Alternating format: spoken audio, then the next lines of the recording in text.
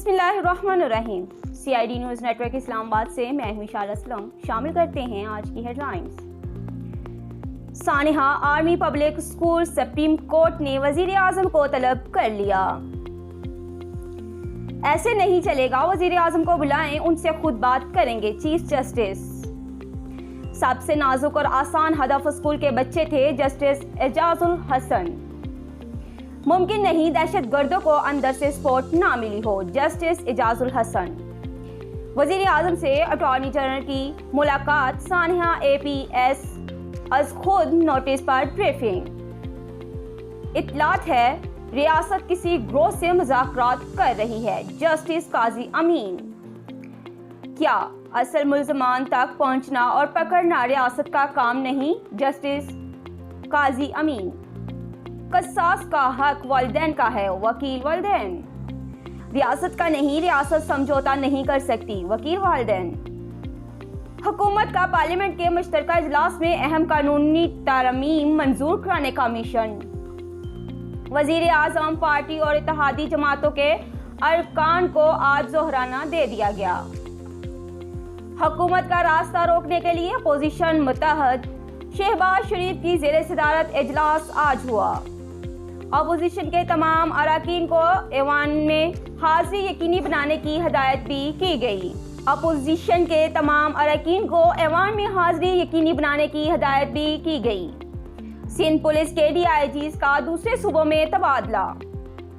DIG मकसूद अहमद, नईम अहमद शेख और जवेद अकबर रियाज का पंजाब में तबादला कर दिया गया, जबकि नुमान सदीकी, अब्दुल्ला शेख, यूनुस चांडियो, साकिब मेमन की खिदमात KPK के हवाले कर दी गई।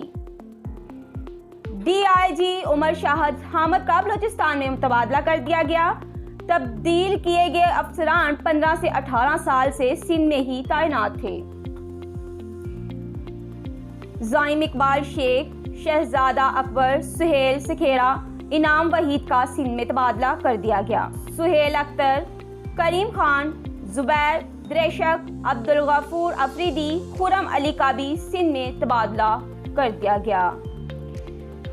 आज पतों के छापे के दौरान पुलिस पर फायरिंग, जिसमें ASI मोहम्मद रफीक जान बहक हो गए। मुलजमान की गिरफ्तारी के लिए पुलिस के मुख्तलिफ इलाकों में छापे मारे गए।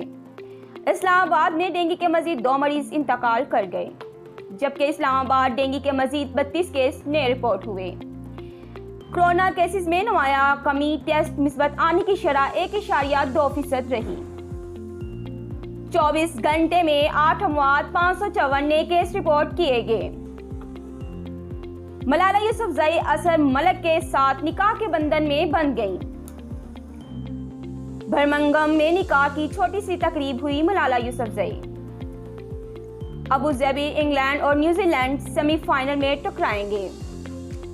इसके साथ ही आज की खबरें इख्तिताम पजीर हुई। मजीद खबरें और अपडेट्स के लिए देखते रहें CID न्यूज़ नेटवर्क इस्लामाबाद। अपना ख्याल रखें, अपने साथ दूसरों का भी। अल्लाह निगहबान। You are watching CID News Network Islamabad.